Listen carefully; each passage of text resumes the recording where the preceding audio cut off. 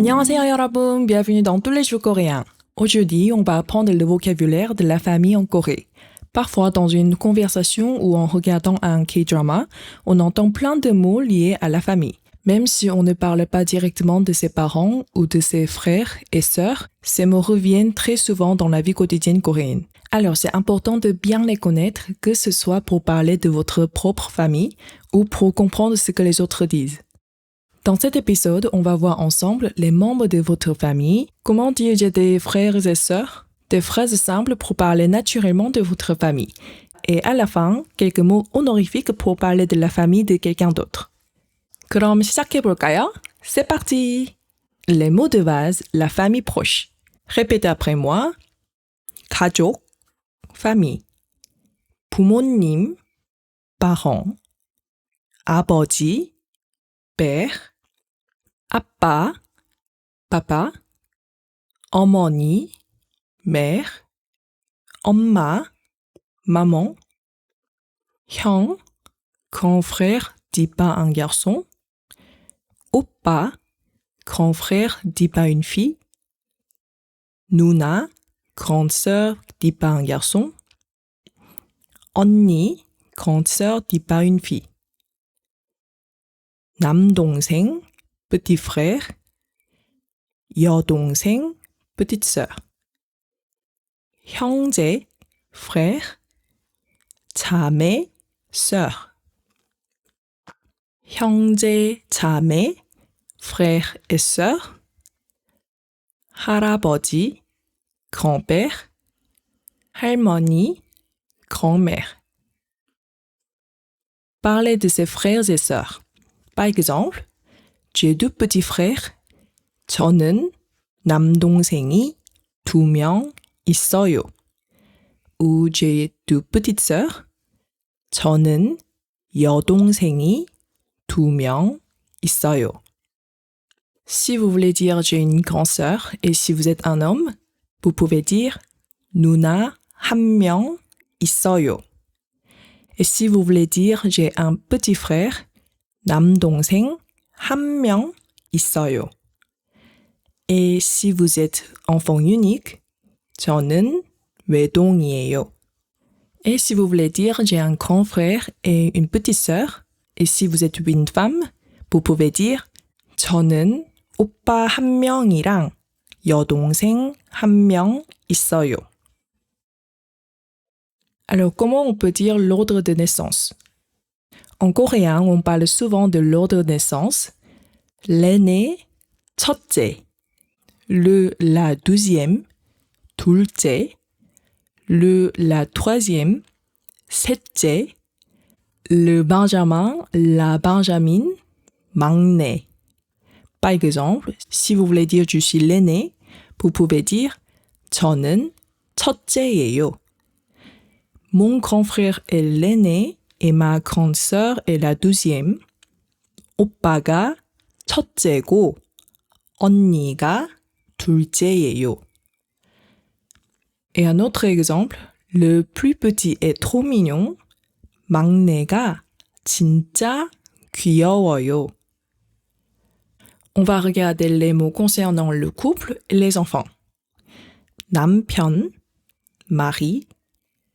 신랑, époux, marié, plus cérémonial. wife, épouse, emprunt de l'anglais. 아내, femme, épouse. 집사람, femme, forme humble, traditionnelle. 아이, enfant. 아들, fils. 딸, fille. Par exemple, 저는 부모님이랑 같이 살아요. Je vis avec mes parents. 신랑이랑 쇼핑했어요. J'ai fait du shopping avec mon mari. 와이프는 요리를 잘해요. Ma femme cuisine bien.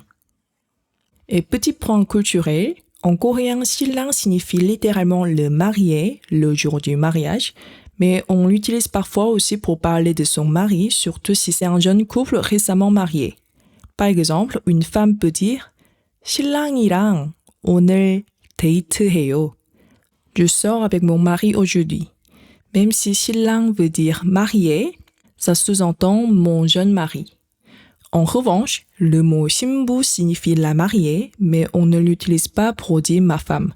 C'est réservé aux jours du mariage ou des contextes très spécifiques. Pour parler de sa femme, on dira plutôt 아내, 와이프 ou de manière traditionnelle, 집사람. Ensuite, les cousins-cousines, 사촌, cousin, cousine. On peut aussi préciser comme 사촌형, cousin plus âgé, garçon, vu par un garçon, ou 사촌 오빠, cousin plus âgé, garçon vu par une fille, ou 사촌 언니, ou 사촌 누나, cousine plus âgée, ou 사촌 동생, cousin cousine plus jeune. Par exemple, 사촌 동생이랑 자주 놀아요. Je passe souvent du temps avec mon cousin ou ma cousine plus jeune. Et quand on parle de la famille d'une autre personne, on ajoute des suffixes honorifiques. 어머님, votre mère. 아버님, votre père. Votre mari, 남편분, 신랑분. Et pour votre femme, 아내분, 와이프분. Et pour dire votre fils, 아드님, votre fille, 따님. Par exemple, votre fille est très jolie. 따님이 정말 예쁘시네요.